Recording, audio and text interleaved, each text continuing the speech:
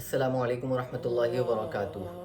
آج ہم ایک ایسے دردناک اور اہم موضوع پر بات کرنے جا رہے ہیں جو ہمارے معاشرے میں بڑھتا ہوا ایک زہریلا رویہ بن چکا ہے۔ وہ باپ جو بار بار شادی کرتے ہیں لیکن پہلی بیوی سے پیدا ہونے والے بچوں کا نہ کوئی خرچ اٹھاتے ہیں نہ پوچھ تاچھ کرتے ہیں۔ ان کی زندگی میں نئے رشتوں کا تو شور ہوتا ہے لیکن پرانے رشتوں کی ذمہ داری سے منہ موڑ لیا جاتا ہے۔ کیا یہ صرف ایک معاشرے کا مسئلہ ہے؟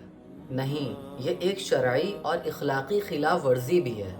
آئیے قرآن اور حدیث کی روشنی میں سمجھتے ہیں کہ ایسے باپ کے لیے کیا حکم ہے اور ان کا انجام کیا ہو سکتا ہے۔ نمبر 1، باپ کی ذمہ داری۔ سورہ بقرہ آیت نمبر 233 میں اللہ تعالیٰ فرماتے ہیں وَعَلَى الْمَوْلُودِ لَهُ رِزْقُهُنَّ وَكِسْوَتُهُنَّ بِالْمَعْرُوفِ، اور باپ پر فرض ہے کہ وہ ماں کو بچوں کا رزق اور لباس دے معروف طریقے سے۔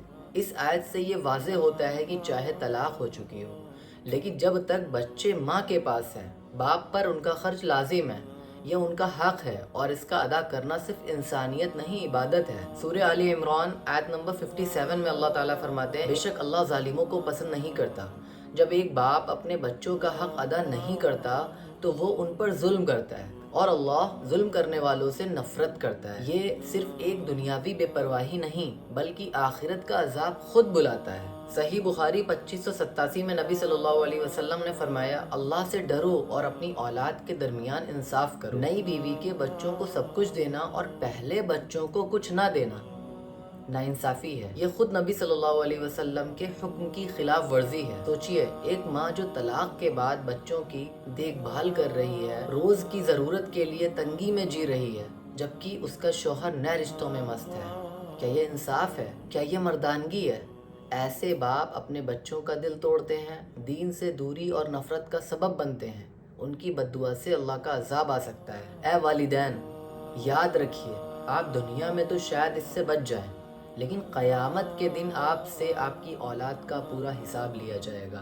نبی کریم صلی اللہ علیہ وسلم نے فرمایا ہر شخص ذمہ دار ہے اور ہر ایک سے اس کی ذمہ داری کا سوال ہوگا۔